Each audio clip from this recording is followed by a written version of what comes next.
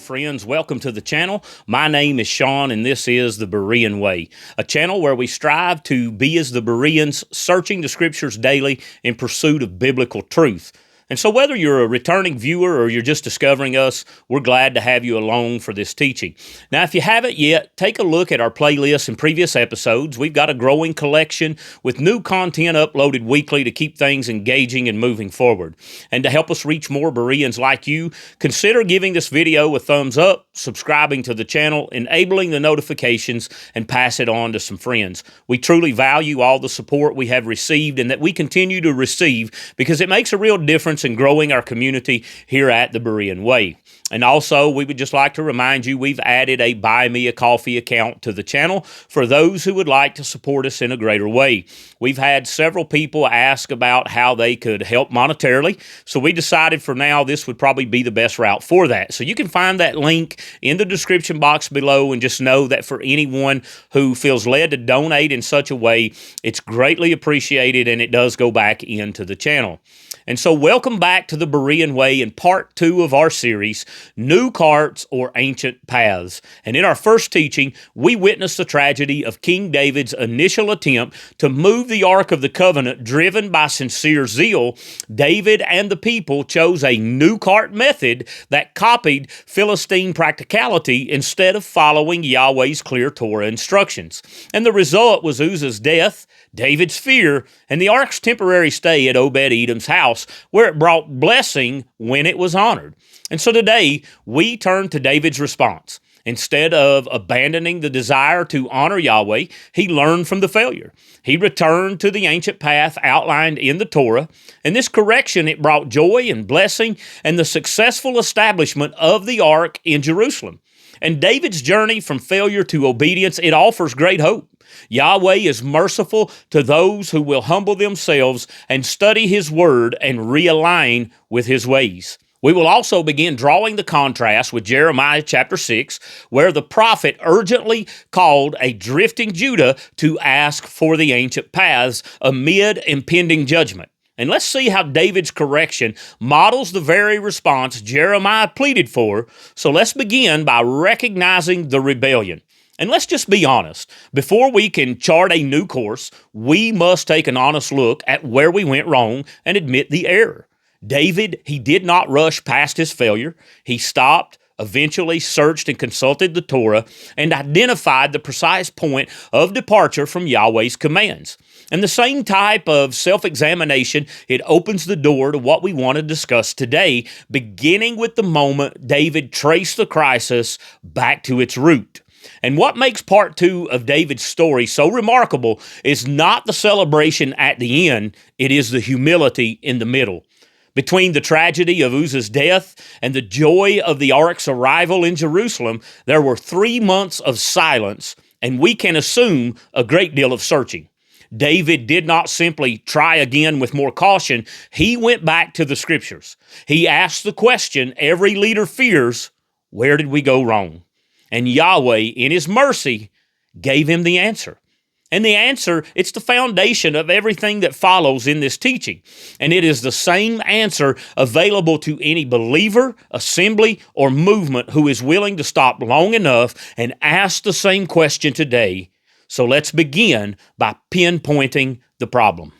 Because as we noted in part 1, the problem was David's failure to inquire of Yahweh according to the Torah. But let's slow down here and let's appreciate the full weight of what that means, because this was not simply a procedural oversight. It was a window into how deeply the new cart mentality had embedded itself into the culture of Israel. So let's take a moment and let's look at this historical context here, because according to 1 Chronicles 13:3, the ark had not been inquired of at all during the days of Saul. And that is about 40 years. And the ark had not been in its proper place or used in proper Torah-prescribed worship for at least 70, probably as long as 100 years, an entire century. Just think about that for a moment. And this suggests that David had never witnessed the ark being used as it should be during tabernacle practice or temple practice, nor had he seen it being transported in the correct manner. He had never witnessed what Torah-regulated worship of Yahweh's presence actually looked like in practice, since the ark was not even used in practice during his life. Yet worship continued throughout that time, which implies what was being practiced was unapproved, unchecked, new cart forms of worship that everyone had simply just accepted as normal. And this is the critical insight here. David's first attempt at moving the ark wasn't something that seemed unusual to anyone present. It was the normal way. The crowd celebrated, the music played, everything looked worshipful because no one present had ever seen it done differently. The new cart had become the standard. And here is a question I believe worth sitting with. Could it be that what we see as the normal approved methods of worship, practice, and doctrine today are nothing more than new cart means and methods that have simply become accepted by the many? And many of us, and many of you watching or listening, have grown up entirely within the movements and traditions we are a part of. They are simply normal. But have we ever stopped to test them? Have we ever asked, as David eventually did, whether what we are doing is what Yahweh actually prescribed or just what has always been done? Let's go to 1 Chronicles 15, verse 13. The text says, "For you Levites did not carry it the first time. So Yahweh our Elohim burst out in anger against us because we did not seek him about the proper procedures." And so this verse, it's one of the most important statements in the entire narrative. David did not blame Uzzah. He did not blame the oxen or the rough terrain. He did not appeal to their sincerity or their good intentions. He identified the core issue with surgical precision. We did not seek him. The first attempt relied on human consensus and cultural borrowing. The second would begin with honest acknowledgement and a return to what was written. Proverbs 28:13 says, "The one who conceals his sins will not prosper, but whoever confesses and renounces them will find mercy." David's willingness to own the failure publicly before the Levites and before the nation is itself a model of the mercy Proverbs speaks of. Concealment leads nowhere. Confession opens the door to restoration. And this is where we must be honest about what we see in wide way Christianity today. And so let's just consider for a moment a few modern examples of refusing David's model. We frequently see leaders and congregations stopping at good intentions, protecting the ministry, preserving their so-called unity, while blaming external factors instead of owning failures. Let's just consider, for example, the International House of Prayer, Kansas City, and their leader, Mike Bickle, who was involved in sexual misconduct of abuse and grooming involving 17 victims, with one of them being as young as 14 years old. And leadership, they denied, minimized, and relabeled Mike Bickle's abuse as inappropriate relationship. They shamed victims as divisive and used internal investigations to protect the institution over clear violations of Yahweh's commands. And they eventually cut ties with him. However, there was a recent call for his return by many of his followers to ministry. Consider those such as Carl Lentz, Ravi Zacharias, their legacy fallout. Public statements focused on the leader's pain or the enemy's attack rather than honest, specific confession. Even Bethel Church in the recent Sean Bowles scandal, leaders made attempts to downplay the full truth and protect the reputation of the movement at the expense of transparency, clearly violating the teachings of Scripture. In every case, the institution chose the new cart of self-preservation over the ancient path of humble inquiry and honest correction. Most responses avoid David's model entirely.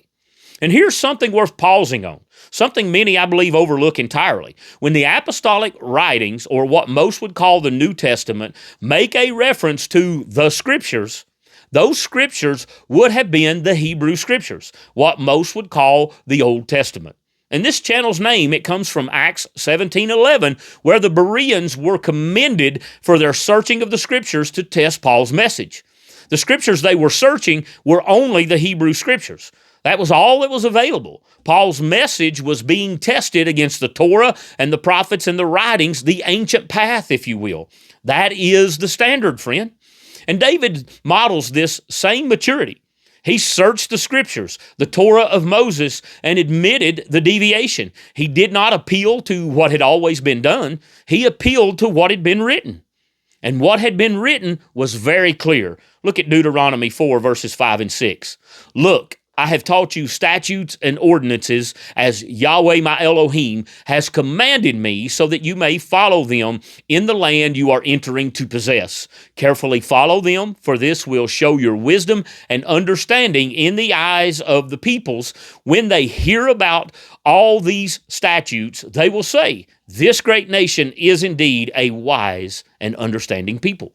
Moses is not describing the commandments as a burden to be endured or a legal system to be navigated. He is describing them as the very substance of wisdom, the thing that causes the nations to look at Israel and recognize something genuinely different, genuinely good, genuinely set apart.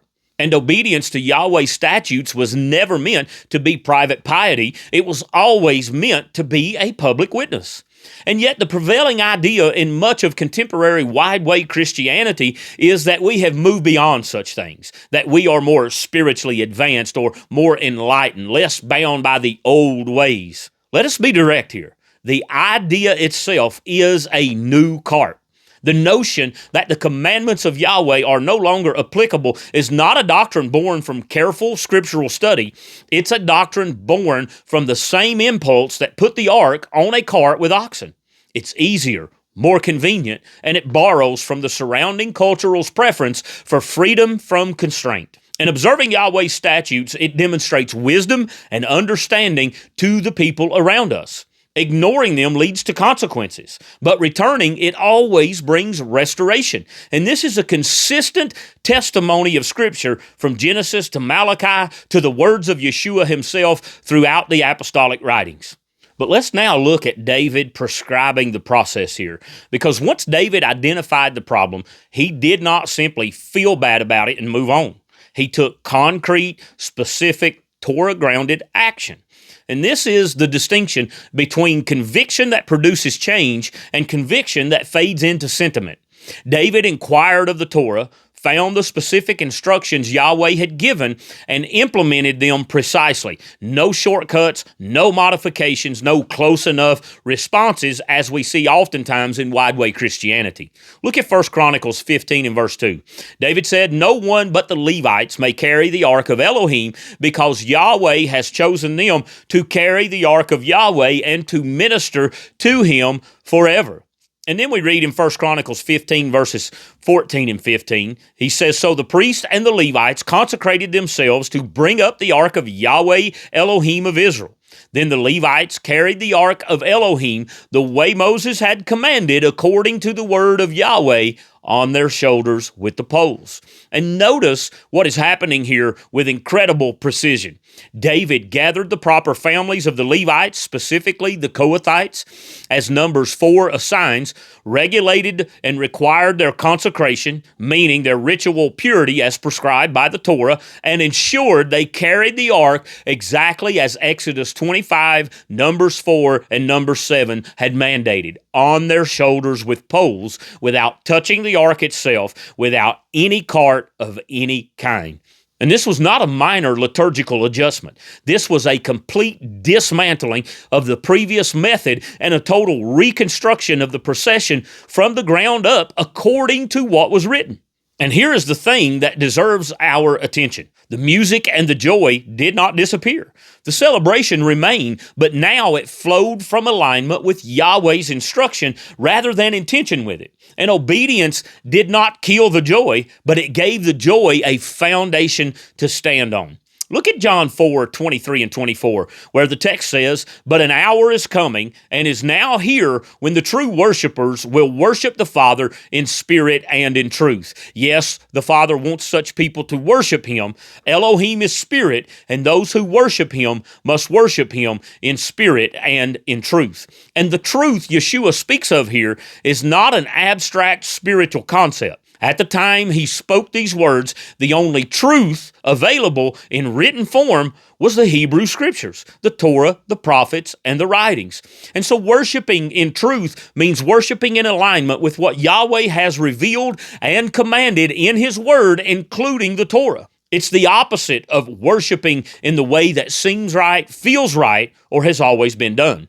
And so this is a direct challenge to modern new cart approaches that emphasize experience, emotional atmosphere, cultural relevance, or entertainment value while sidelining clear commands of Scripture like the Father's Sabbaths, His appointed times, His dietary instructions, and so on, all of which were given for all generations. David's example, it shows us that correcting course, however uncomfortable, however humbling, however costly to our reputation or our routines, it unlocks the very blessing we've been seeking through all our programs and our productions here on the channel. And let me just share with you a real example of this. For 30 years, Pastor Nathaniel Wright, he led his Baptist congregation in the traditional New Cart model of Sunday worship, vibrant programs, and man-made holidays such as Christmas and Easter. And after studying Scripture carefully, he recognized that these practices had no biblical command behind them. And while the seventh-day Sabbath and Yahweh's appointed feasts were clearly prescribed for all generations, and with humility, he taught the truth. And the entire congregation, they consecrated themselves and they obediently shifted their gatherings to the Sabbath and the biblical feasts exactly as the Word instructs. The music and joy remained, but now they flowed from alignment with Torah rather than from tradition. They experienced the very blessing David experienced, and they fulfilled John 4, verses 23 and 24 we just read, as true worshipers who honor the Father in spirit and in truth. And so this brings us to our next point, producing praise. The third movement in David's story is the one we've all been waiting for, but it is only beautiful because of what preceded it. The dancing, the shouting, the sound of the shofar, none of it would have meant anything without the humble examination of the problem and the obedient restructuring of the process. Praise that is not grounded in obedience is nothing more than performance, friend. And praise that flows from obedience is true biblical worship. And that distinction matters enormously. Look at 2 Samuel 6, verses 12 through 15. It was reported to King David, Yahweh has blessed Obed-Edom's household and all that belongs to him because of the ark of Elohim. So David went and had the ark of Elohim brought up from Obed-Edom's house to the city of David with rejoicing. When those bearing the ark of Yahweh advanced 6 steps, he sacrificed an ox and a fattened calf. David was dancing with all his might before Yahweh, wearing a linen ephod. He and the whole house of Israel were bringing up the ark of Yahweh with shouts and the sound of the ram's horn. Now consider the details said in this passage. The procession, they paused after 6 steps for sacrifice. There was no rushing the holy things of Yahweh. Every advance was measured, marked, and consecrated. David had set aside his royal robes, and he danced in a linen ephod, the garment of a priest, not a king. He was not performing for the crowd. He was not managing his public image and persona. He was a man fully surrendered to the joy of being in a right relationship with Yahweh. And the blessing that resulted was not limited to David. It extended to his household. It extended to the nation. Obedience has that quality. It overflows, friend. It blesses beyond its immediate source. Look at Deuteronomy 28, verses 1 and 2. The text says, "Now if you faithfully obey Yahweh your Elohim and are careful to follow all his commands I am giving you today, Yahweh your Elohim will put you far above the nations of the earth. All these blessings will come and overtake you because you obey Yahweh your Elohim." And now the language of Deuteronomy 28 here, it's noteworthy. The blessings do not merely arrive, they overtake. They pursue the obedient person and catch up to them. And this is not the picture of a grudging transaction, if you will. This is Yahweh eagerly pouring out what he's always wanted to give to a people who will walk in his ways. And the witness this creates is precisely what Moses described in Deuteronomy 4. A people so visibly different, so obviously blessed, so clearly connected to an Elohim who is near that the surrounding nations take notice and ask, what makes them wise? Neighbors, co-workers, and even those who do not know Yahweh, they notice the peace, the stability, and the overflow that flows from genuine alignment with Scripture, with Yahweh's teachings and instructions.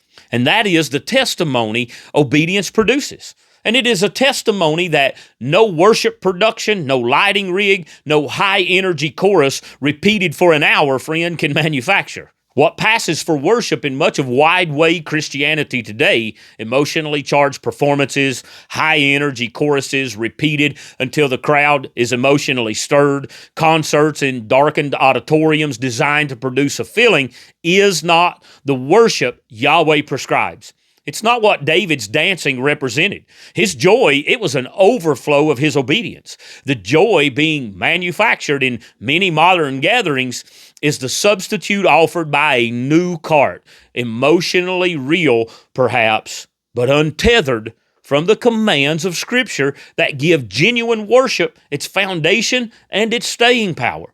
Psalm 119 in verse 165 says, "Abundant peace belongs to those who love your instructions. Nothing makes them stumble."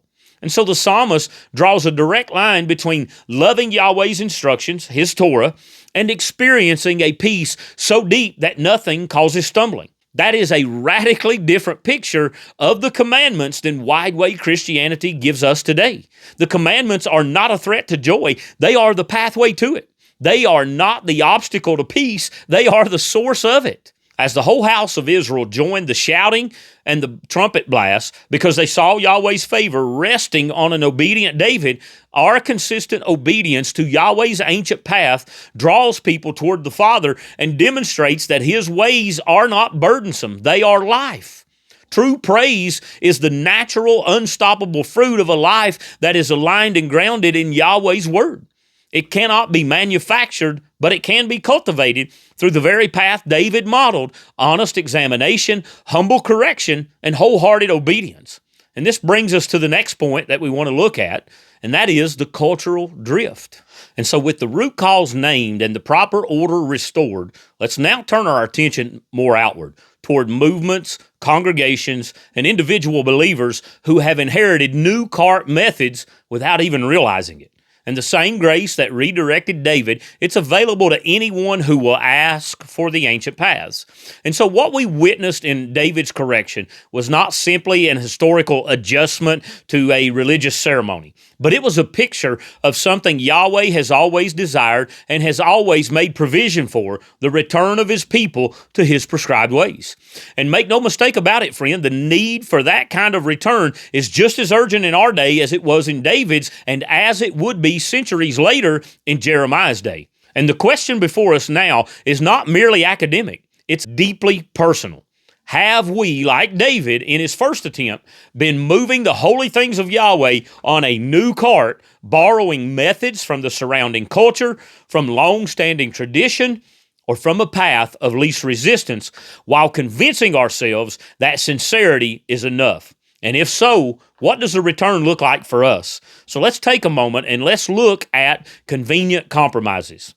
Now, the Apostle Paul, he opens his instruction in Romans 12, not with a list of rules, but with an appeal rooted in mercy, the same mercy Yahweh extended to David after his failure. And that context matters because what follows is a call to a complete reorientation of the mind, not a surface-level adjustment. Romans 12:2 says, "Do not be conformed to this age, but be transformed by the renewing of your mind, so that you may discern what is the good, pleasing, and perfect will of Elohim." Now, the Greek word translated conformed here is suschematizo, to be pressed into a mold, shaped from the outside in by external forces.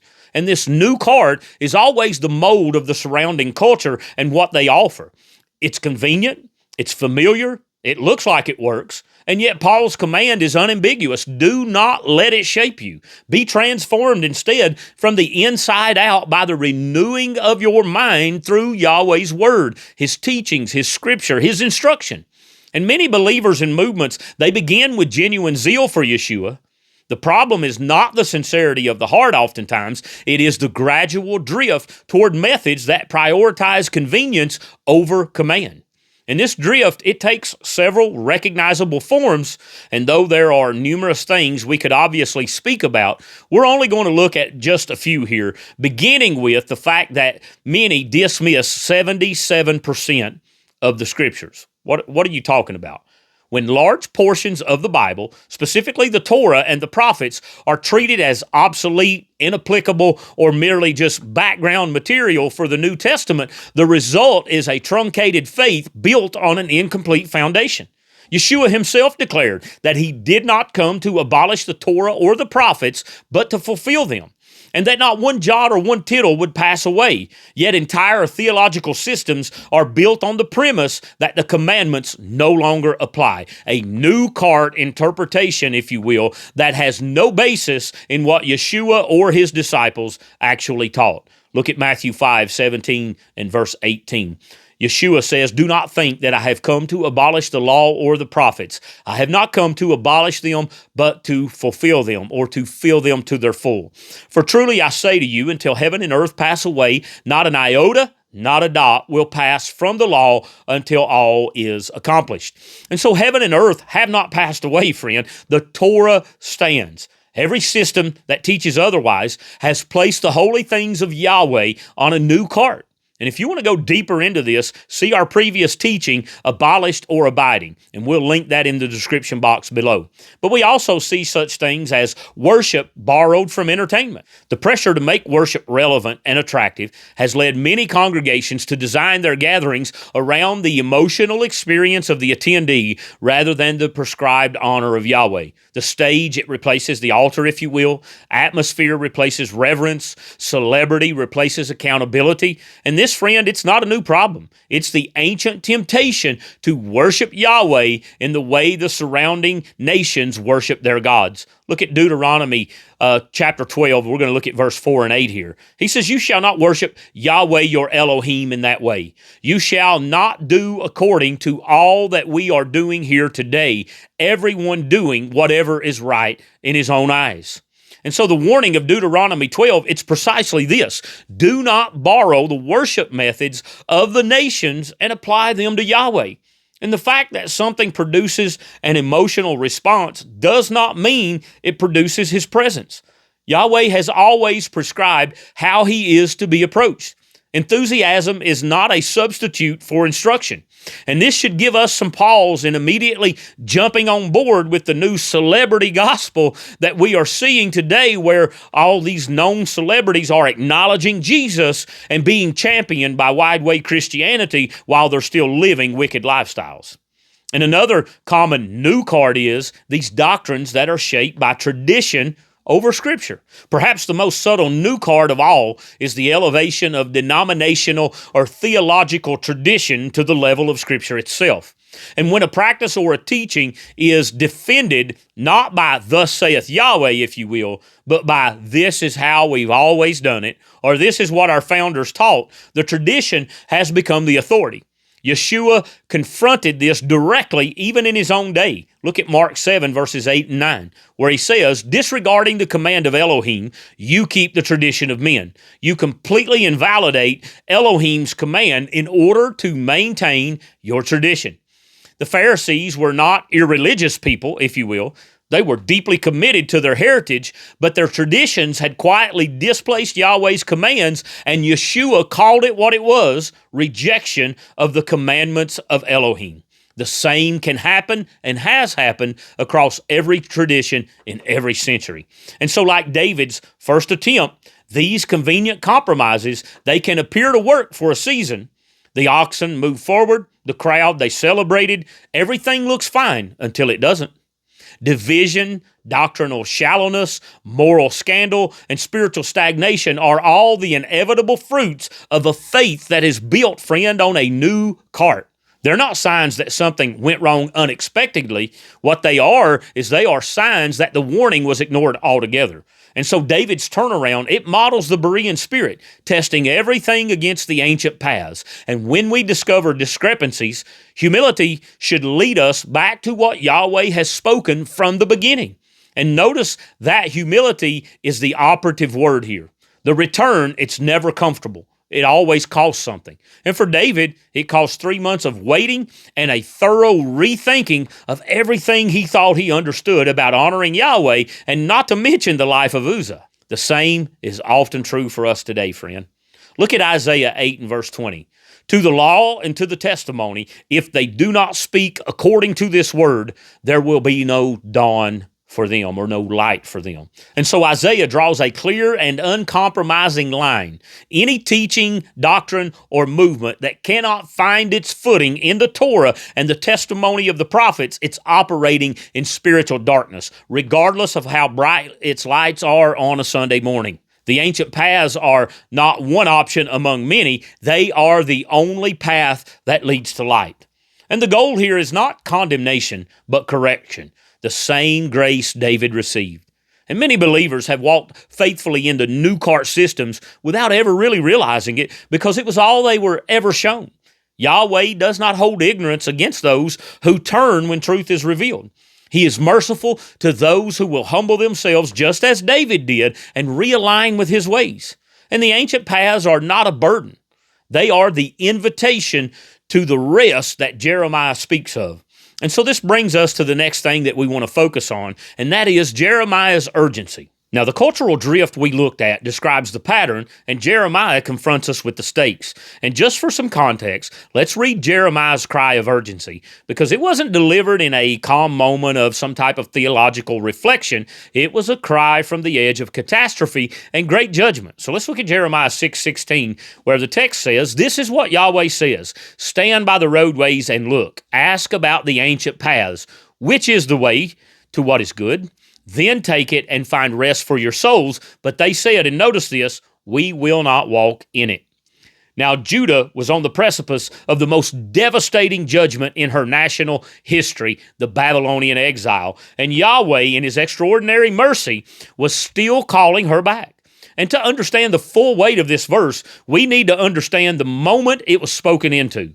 Now, Jeremiah, he ministered during the reigns of Josiah, Jehoiakim, and Zedekiah, a period of moral collapse, rampant idolatry, a corrupt priesthood, and social injustice. The temple was still standing, and the sacrifices were still being offered, and so outwardly, we could say the religious machinery, it was still running. But the new cart had been operating for so long that almost no one could remember what the ancient path had looked like.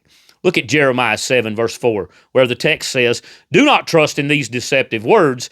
This is the temple of Yahweh, the temple of Yahweh, the temple of Yahweh."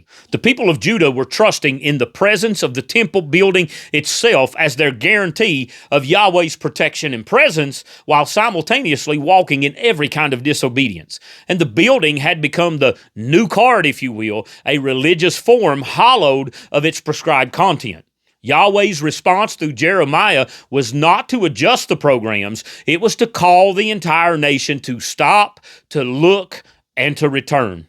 And there are 4 commands that are embedded in Jeremiah 6:16, and each one of these deserves some attention here. So let's take a moment and let's just briefly look at these, with the first one being to stand. He says, "Stand by the roadways and look." In other words, stop moving. The urgency of their moment required some stillness first. They could not hear Yahweh's voice while driving the new cart down the wrong road. To stand, it simply means to abide. Judah had strayed so far from Yahweh's ancient ways that the first step back was simply stopping long enough to hear him. And many of us need to do the same today, to step off the treadmill of religious activity and stand still before the Word, before the Scriptures, and to hear what Yahweh would say to us. The second imperative here is look. He says, stand by the roadways and look. In other words, to observe and assess. Look at where the path has led. Can we honestly say that what we are seeing in wide way Christianity today is in alignment with the Scriptures? Look at the fruit that's being produced. It is the fruit of faith that is untethered from Torah. Is it really the fruit of the Spirit, love, joy, peace, patience, self-control? Or is it the fruit of institutional self-preservation, moral scandal, doctrinal confusion, and a generation walking away? Look at what the Scriptures actually say versus what's being normalized in wide-way Christianity today. And the distance between the two may be more startling than you expect. And the third imperative here is ask. He says, ask about the ancient paths. In other words, inquire. And my motto is question everything. Go back to the text. Go back to the Torah, the prophets, and the full counsel of Scripture.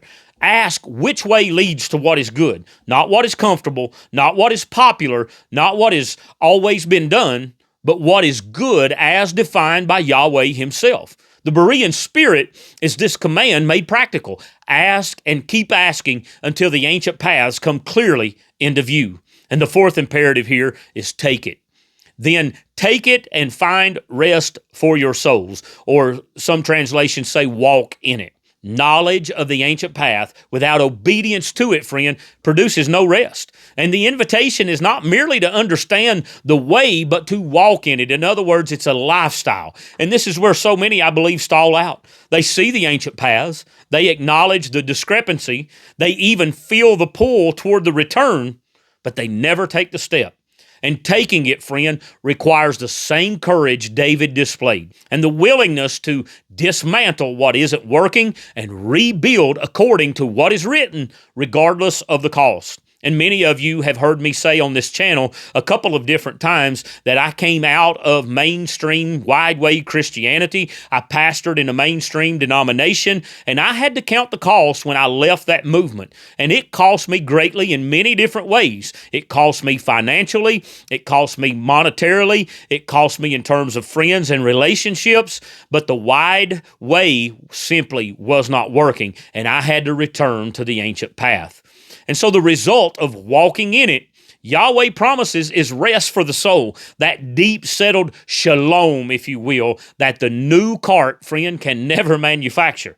And that invitation, it echoes unmistakably in the words of Yeshua himself. Let's go to Matthew chapter 11, verses 28 to 30 here, where he says, "Come to me, all of you who are weary and burdened, and I will give you rest. All of you, take up my yoke and learn from me, because I am gentle and humble in heart, and you will find rest for yourselves. For my yoke is easy and my burden is light." And Yeshua, he's not offering a replacement for the ancient paths. He is the living embodiment of them. The yoke is the yoke of Torah as he authoritatively taught it and freed it from the burdensome traditions that men had layered on top of it, the Pharisees, if you will. And the rest he offers is precisely the rest that Jeremiah described, the rest that comes from walking in the way that is actually good. In other words, the ancient path. But Jeremiah's response, it stands as one of the most sobering moments in all of Scripture. We will not walk in it. Notice it's not we cannot, it's not we don't understand, it simply is we will not. Clear, open rebellion. It was a clear-eyed, deliberate refusal.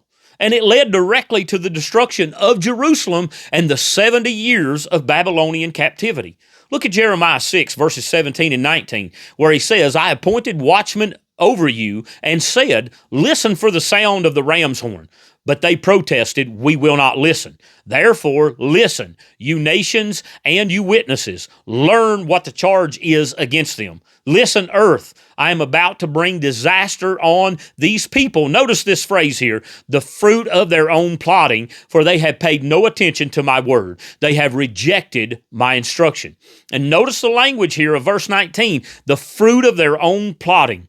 The disaster, it was not arbitrary divine anger. It was the natural fruit of new cart systems built and refused to be abandoned. The devices of men, when substituted for the commands of Yahweh, produce their own destruction. It simply just takes time for the fruit to ripen. And this is the pattern that we must soberly acknowledge when we look at the Western church today. Decades of new cart theology, entertainment-driven worship, dismissal of the Torah and the commands, and the traditions elevated above Scripture have produced a visible harvest. What is it, you say? Declining biblical literacy, widespread moral compromise among leadership, congregations that cannot even clearly articulate what they believe or why they believe it, and a generation walking away from the ancient path entirely. The fruit of the devices, friend, is ripening. Look at Hosea 4, verse 6, where the text says, "My people are destroyed for a lack of knowledge. Because you have rejected knowledge, I will reject you from serving as my priest. Since you have forgotten the law of your Elohim, I will also," notice this, "forget your sons." And so Hosea's word to the northern kingdom could be spoken with equal weight over much of contemporary wide-way Christianity. The rejection of Torah knowledge is not theologically neutral. Yahweh, friend, takes it personally. And the generational consequences Hosea identifies, "I also will forget your children," it's a description of exactly what we are witnessing in our generation. And yet even here, the door, it's not closed. Judah's refusal is a warning, not a destiny. David's willingness to correct the error brought the ark, the symbol of Yahweh's presence, back into the center of the nation. And the contrast between David and Judah is the contrast between two possible responses to the same confrontation with Yahweh's standard. One humbled himself and experienced restoration. The other hardened and experienced ruin.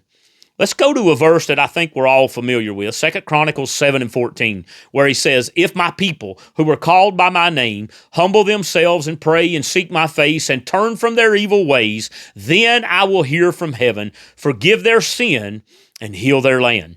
And this reflects the consistent character of Yahweh on display, the same character that waited 3 months while the ark sat at Obed-Edom's house, the same character that kept sending prophet after prophet to Judah long after they deserved to be abandoned. Yahweh's patience with his people, it's extraordinary, but it always calls toward the same destination, return. And so David, he stood at a crossroads after tragedy, and he chose to inquire, to correct, and to obey. And Judah stood at a crossroads before tragedy and chose to refuse. Both were confronted with the same ancient paths. Both made a choice. And the outcome of each choice wrote history. The question Jeremiah's urgency leaves ringing in our ears, it's the same one David faced in those 3 silent months between tragedy of Uzzah and the joy of Jerusalem. Which will you and I choose? Judah's refusal, it led to judgment. David's willingness to correct the error, it brought the ark, the very symbol of Yahweh's presence, into the center of the nation. And that is the heart of what we are pursuing here at the Berean Way. Not mere theological accuracy as an intellectual exercise, but the restoration of Yahweh's presence at the center of our lives, our homes, and our communities through humble, obedient return to his ancient paths. Look at Malachi 3, verse 7. The scripture says, "Since the days of your fathers, you have turned from my statutes. You have not kept them. Return to me, and I will return to you, says Yahweh of hosts." And so, friends, the invitation, it stands. It has never been rescinded. Will you return to the ancient path? And so, friends, part 2 has taken us on a journey that mirrors the one David walked in those silent months between tragedy and restoration. We trace the root of the failure, not Uzzah, not the oxen, but a century of normalized new cart worship that no one had ever stopped to question. And we watched David pin the problem to its source with his unflinching honesty. We did not seek him about the proper procedures. We saw him dismantle what was convenient and rebuild what was written, gathering the right people, requiring consecration, and restoring the ark to its prescribed method of transport. And we watched what happened when obedience finally met intention. The whole house of Israel danced, they shouted, and they sacrificed their way into Jerusalem with the presence of Yahweh at the center of what they were doing. And this is not just ancient history, friend, but it's a template. The same drift David corrected in his own generation has repeated in every generation since, and our own is no exception. Wide Way Christianity has, in many respects, been running the ark on a new cart for decades, centuries, if we want to be honest, and dismantling 77% of scriptures as inapplicable, borrowing worship forms from the surrounding entertainment culture, elevating denominational traditions above the full counsel of Yahweh's Word. And the fruit of those devices is visible: declining biblical literacy, moral collapse in leadership, a generation leaving the ancient path behind, and congregations that cannot clearly articulate what they believe or even why. And Jeremiah stood at a similar moment, and he cried out on Yahweh's behalf, "Stand, look, ask, take it, and find rest for your souls." Judah refused, and they reaped the consequences. David obeyed, and he experienced the presence of Yahweh. And so the question this teaching leaves every one of us with is the same one that David answered in those 3 months of quiet. Will we ask for the ancient path? And when we find them, will we have the courage to walk in them? May we have the humility of David, the urgency of Jeremiah, and the tenacity of the Bereans, searching the scriptures daily, testing everything against the ancient paths, and choosing obedience over convenience. The rest Yahweh promises to those who walk in His ways is real, and it's waiting. And so let's just summarize what we've covered in this teaching today. So in part 2, we saw David do what great leaders do after great failure. He stopped, he searched the Torah, owned his mistake, and he started over correctly. He identified that the root cause was not bad circumstances, but absence of scriptural investigation. He assembled the proper Levitical families, required their consecration, and carried the ark on their shoulders with poles exactly as Moses had commanded, nothing added, nothing subtracted. And the results was not just a successful relocation of the ark, but an outpouring of joy, sacrifice, and national blessing that stood in stark contrast to the disaster of his first attempt. We turned outward to examine the new cart methods that have become normalized in our own generation and our own day, the dismissal of Torah as obsolete, worship that is designed around emotional experience rather than Yahweh's prescription, and traditions that are elevated to the level of Scripture itself. And through the lens of Romans 12:2, Matthew 5:17-18, Deuteronomy 12, Mark 7, and Isaiah 8-20, we saw that these are not minor theological preferences. They are deviations from the ancient paths that carry real consequences in our day. Jeremiah's urgent cry in chapter 6 provided both the warning and the invitation. Stand, look, and ask for the ancient paths, and take them, for in them is rest for your soul. And Yeshua's echo of that invitation in Matthew 11 confirmed that the ancient paths have never been abolished. They have been embodied, they have been clarified, and extended to all who will come. And Judah's refusal and David's obedience, they stand as two paths that every generation must choose between. Hosea's warning about the generational cost of rejecting Torah knowledge, and 2 Chronicles 7:14's assurance of Yahweh's readiness to hear and heal frame the choice for both urgency and hope today. And so we closed with Malachi chapter 3, verse 7, the invitation that has never expired: return to me, and I will return to you. That is the ancient path, friend. That is the good way. And that is the way that leads to rest.